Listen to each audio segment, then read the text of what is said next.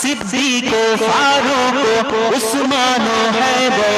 चारজন সাহাবা সবচেয়ে বেহতর सिद्दीक फारूक उस्मान हैदर চারজন সাহাবা সবচেয়ে বেহতর কারণ তাদের দিলে আছে আল্লাহর পয়গম্বর নারায়ে তাকবীর আল্লাহু আকবার নারায়ে তাকবীর আল্লাহু আকবার নারায়ে রিসালাত দেখা দাও ও গো নবীজি তোমারি দিদারে আশায় মোরা আছি দেখা দাও ও গো